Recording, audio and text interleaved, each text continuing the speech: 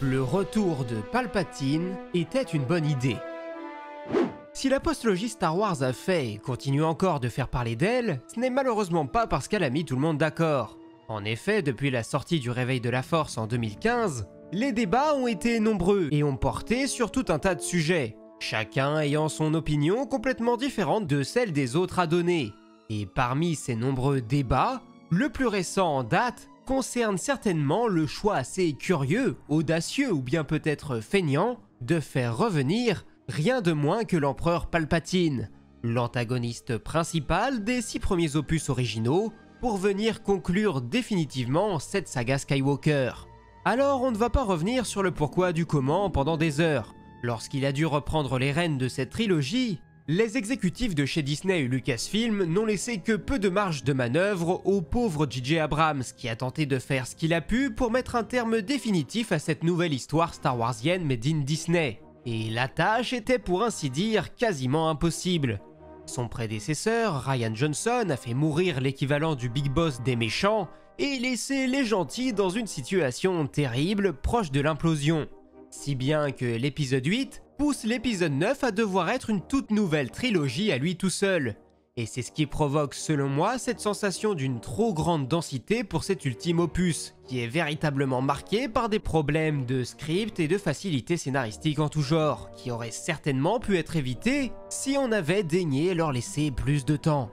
Quoi qu'il en soit, voilà donc le cœur de notre vidéo du jour, qui va traiter du retour de Dark Sidious, et je vais vous expliquer en m'appuyant sur tout un tas d'autres œuvres en lien avec Star Wars, pourquoi ce retour n'est pas non plus complètement idiot, mais qu'il a simplement été gâché par, comme on l'a dit, un trop faible temps de production qui les a obligés à se précipiter et les a sûrement empêchés d'affiner leur script pour qu'il soit le plus cohérent et pertinent possible.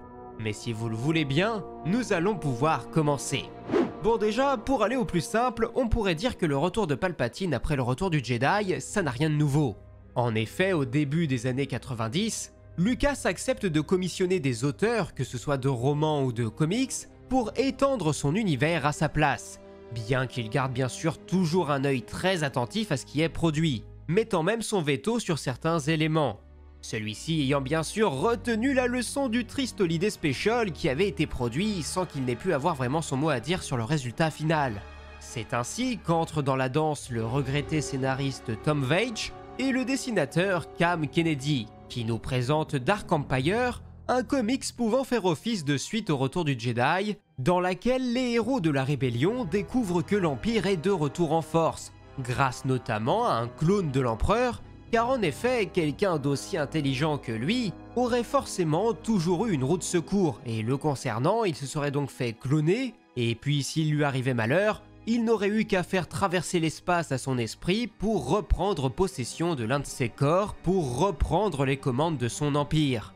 Mais attention, cet atout n'est pas sans faille.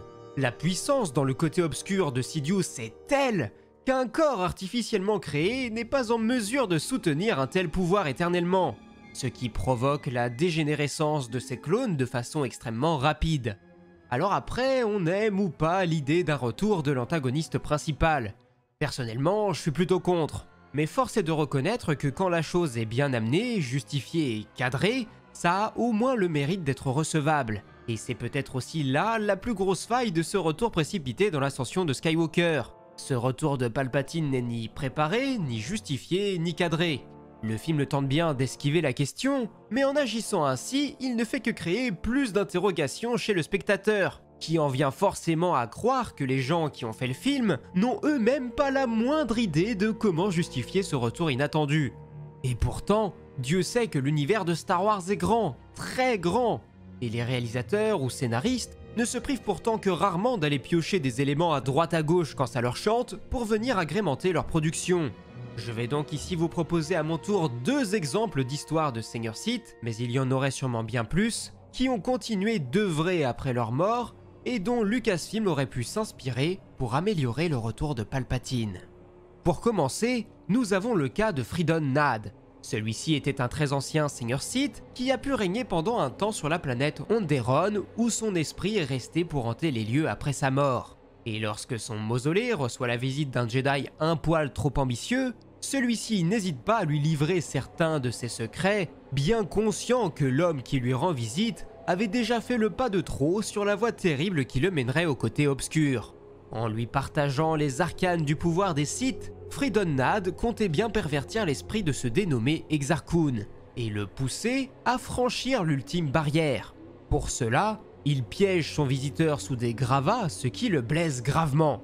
Celui-ci tente bien de faire appel à son ancien professeur Jedi à travers la Force, mais le Seigneur Sith l'en empêche. Désormais, s'il voulait survivre, Kun n'avait pas d'autre choix que d'écouter Freedon Nadd. Il devait lui obéir. Désespéré et peu désireux de mourir aussi jeune, celui-ci finit donc par accepter. Alors Exar est autorisé à fouiller le reste du temple plus en profondeur, à s'abreuver du savoir des anciens Sith, et comme épreuve finale, celui-ci est confronté à des bêtes locales, des chiens Tukata, qu'il doit annihiler sans utiliser son arme. Celui-ci fait donc appel à toute la colère qu'il a en lui pour déchaîner sa force sur ces créatures dont il ne fait qu'une bouchée. Désormais, Exar Kun ne faisait plus qu'un avec le côté obscur de la Force. La suite de son pèlerinage le mène sur Yavin 4 dans le tombeau du légendaire Naga Sadow, où il peut s'emparer d'une étrange amulette Sith qui vient décupler son pouvoir. Nadd était satisfait car son élève avait désormais atteint la puissance requise pour lui créer un nouveau corps dans lequel il pourrait se réincarner. Cependant, c'était bien mal connaître la nature des Sith car Exar de son côté avait obtenu tout ce qu'il voulait et il n'avait nul besoin d'un professeur qui lui traînerait dans les pattes. Alors il se débarrasse purement et simplement de cet ultime gêneur. Ensuite, la deuxième histoire que j'ai à vous raconter concerne là encore Exar Kun. Comme vous pouvez vous en douter, celui-ci a bien été vaincu à un moment donné alors qu'il tentait de réaliser un ultime rituel sur Yavin 4 qui a fini par condamner son esprit à errer dans ses temples.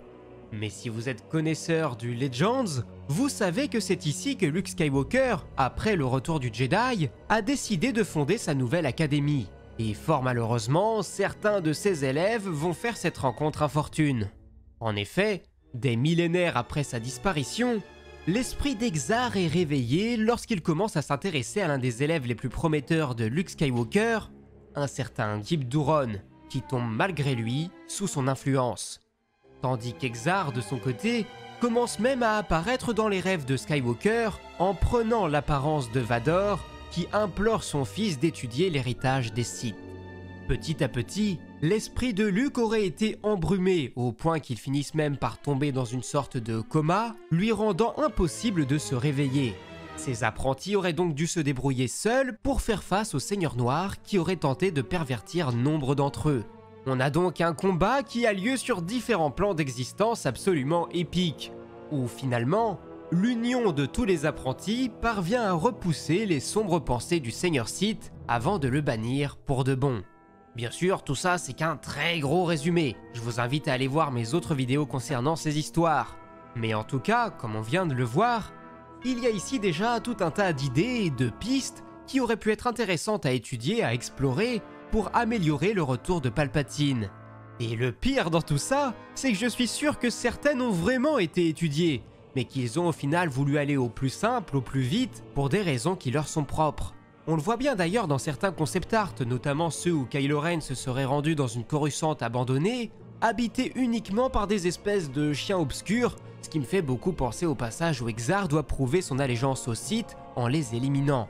Et même au-delà de ça, toute la quête menée par Kylo au début du film peut être assimilée à celle d'Exar ou bien encore de Revan, qui se sont également mis à la recherche de l'ancien savoir des Sith, ce qui les a fait tomber sous l'influence de ceux-ci.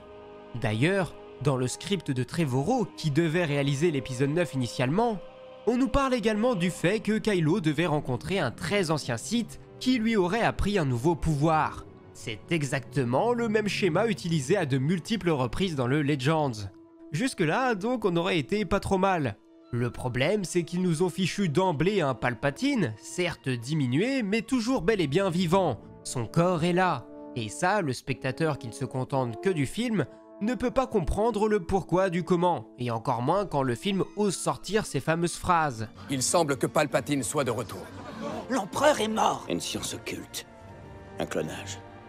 Un secret connu des seuls Sith. Surtout qu'on nous dit depuis Star Wars 7 que les Jedi sont une légende, que peu de gens croient en leur existence. Alors les Sith, imaginez, ils ont encore plus vécu dans le secret que les Jedi. La seule différence à prendre en compte ici, c'est que ce personnage, interprété par Dominic Monaghan, est un historien spécialiste des Jedi et des Sith. Et ça, on ne peut pas le savoir en ne se contentant que du film. Ça aurait justement pu être cool d'établir et de présenter le travail des archéologues dans Star Wars. Mais bref, tout ça au final pour dire que le retour de Palpatine aurait pu être bien mieux, ou dans tous les cas, moins pire, si c'était seulement son esprit qui avait survécu, et que lorsque Kylo se rend sur Exegol, il ne soit confronté qu'à cet esprit, et non pas à Palpatine en chair et en os.